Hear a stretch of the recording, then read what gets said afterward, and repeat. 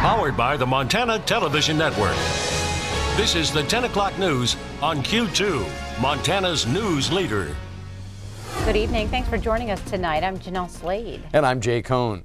An early morning fire in East Billings damaged 3 local businesses. Flames that tore through the core automotive shop in the 1600 block of 2nd Avenue North caused an estimated $750,000 in damage. The damage impacting all 3 businesses in that building. Billings fire crews responding to this blaze around 1:30 this morning.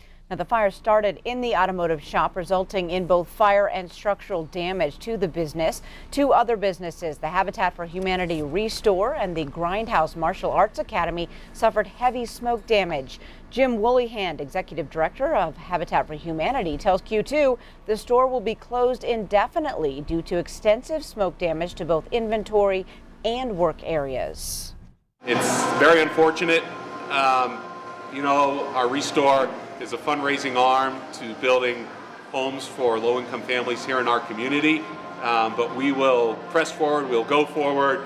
We've already received a wonderful outpouring of support from the community, so that's very heartwarming, especially this time of year, when we're trying to build homes as fast as we can with winter coming. And so we're just really grateful for the support of the community.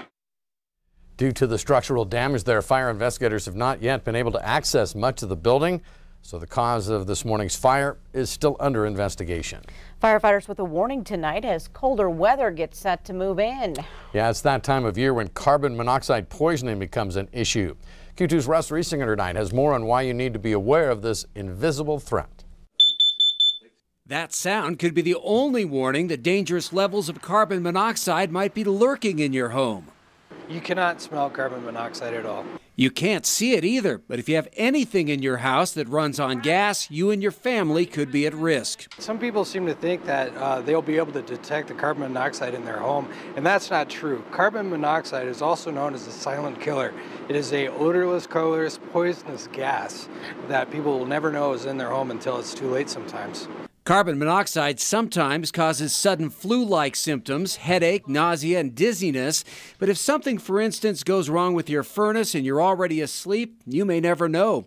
That's why we suggest having carbon monoxide detectors just outside the sleeping areas, because people can go to sleep and not wake up. To make sure you stay safe, install CO detectors and test alarms at least once a month. During a snowstorm, make sure vents for the dryer, furnace, stove, and fireplace are clear of snow buildup. If you need to warm up a vehicle, remove it from the garage immediately after starting it. And get everyone outside right away if the CO alarm sounds. If the alarm does go off, that they get outside immediately and then call 911. In Lockwood, I'm Russ Riesinger reporting for MTN News. Thanks, Russ. Now, firefighters also suggest you have all the gas appliances in your home professionally inspected once a year. And we're joined now by our chief forecaster, Bob McGuire, who tells us we've got a pretty significant weather change on its way. Yeah, it's going to be a big one. Of course, now today we got up to 53 degrees in the Billings area. From nice. Here, we start to cool down. Let me show you. This is our temperature trend. Tomorrow, 44, and then we really slide all the way back down to 28 degrees by the time Tuesday afternoon gets here. And not only that, when does the snow hit? Well, you'll notice throughout most of the day on Thursday, we're okay. By Friday morning, we're still okay. Then by Friday at 10 o'clock, that's when the snow starts moving in. It'll stick around for the entire week. And how much snow are we talking about? Latest computer model run says by Saturday morning, about 2.82 inches for Billings. By Sunday evening, bam, up to over 8 inches possible. So we'll see. That's up a little bit, a couple of inches from the last computer run. They haven't been really together much in the last few days. We'll see what happens the closer we get to the weekend. We'll have more in your forecast in a few more minutes. All right, thanks so much, Bob. Well, the Northwestern Energy Call Center in Butte received more than 80 reports today from all across the state claiming a scammer was attempting to extort customers. Utility officials said in a Wednesday news release that callers are threatening to shut off service unless immediate payment is made on bills. One call came to a government office in Stillwater County. That caller claimed it was an emergency And he was from the utility company, but when told he'd reached a government office, that scammer hung up. Now, Northwestern says it does not call customers and demand immediate payment of past due bills.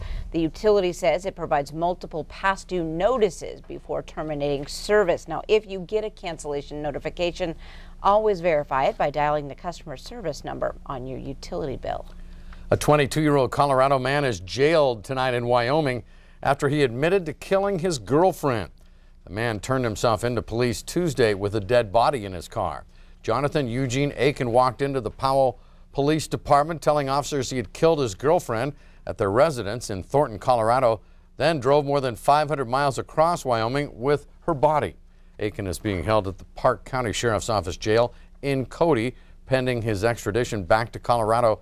The woman's identity still being withheld, pending notification of relatives by Colorado authorities. The Zimmerman Trail is open for good. Construction finally wrapped up on the popular connector from the top of the rims to the valley. The improvements include a roundabout at the top, wider lanes, new guardrails, and better lighting. Zimmerman was closed at the end of June when a large crack was discovered in the roadbed just ahead of planned construction. Now, the road was opened over the Thanksgiving holiday but was closed again Monday and Tuesday as crews added finishing touches. Looks pretty good. Montana consistently has one of the highest suicide rates in the country and also has one of the lowest numbers of psychiatrists per capita. Billings Clinic here in town is working to address what it calls a mental health crisis. Close to 100 people turning out at the clinic today to learn more about the hospital's plan to expand mental health services. It starts with the psychiatric residency program. That's a new program designed to train and keep more psychiatrists in Montana.